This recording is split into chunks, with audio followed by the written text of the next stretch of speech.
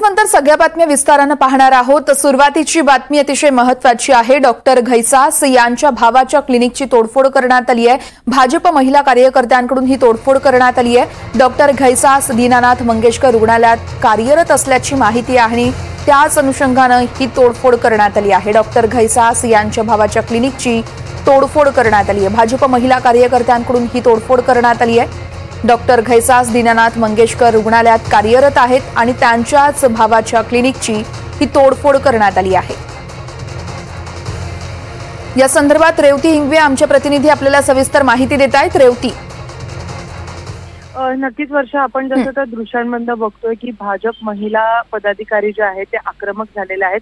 खरं तर दीनानाथ मंगेशकर रुग्णालयात जी घटना घडली, एका महिलेचं वेळेत औषध उपचार झालं नाही, त्यामुळे तिचं निधन झालं आणि त्याच्या अगोदर खरं तर तिने 2 जुळ्या मुलींना जन्म दिलेला होता।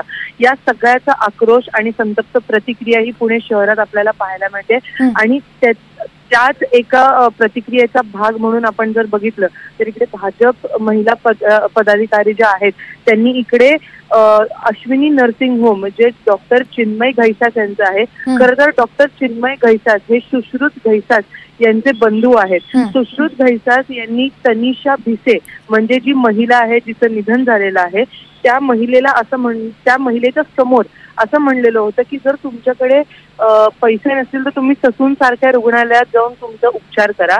आणि याच वक्तव्यावरती खरं तर ते अजून पॅनिक झाले, त्यानंतर त्यांची प्रकृती अजून खालावली। तर त्याचा एक आक्रोश म्हणून आता भाजप महिला पदाधिकाऱ्यांनी इकडे येऊन त्या अश्विनी नर्सिंग होमला काहीही खरं तर संबंध नसताना तोडफोड केलेली आहे। आता प्राथमिक माहिती अशी मिळते वर्षा की निश्चितच रेवती, खूप खूप धन्यवाद तुम्ही दिलेल्या या सविस्तर माहितीसाठी।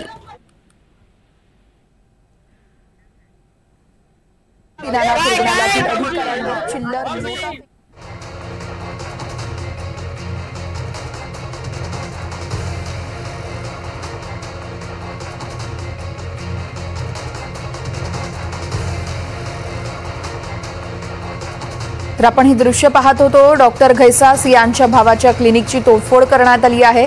भाजप महिला कार्यकर्त्यांकडून ही तोडफोड करण्यात आली आहे। सर्वपक्षीय कार्यकर्ते आता कुठेतरी आक्रमक होत असल्याचं बघायला मिळतं। डॉक्टर घैसास हे दीनानाथ मंगेशकर रुग्णालयात कार्यरत आहेत।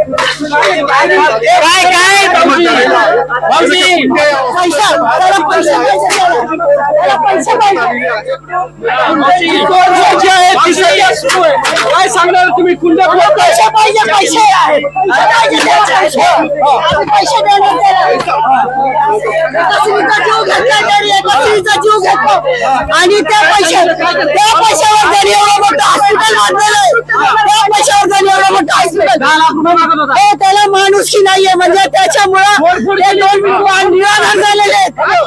त्या मुलाचं संगोपन त्याने करायचं आई घाल्यांनी 10 लाख रुपये तुझ्या बोलले असते मी।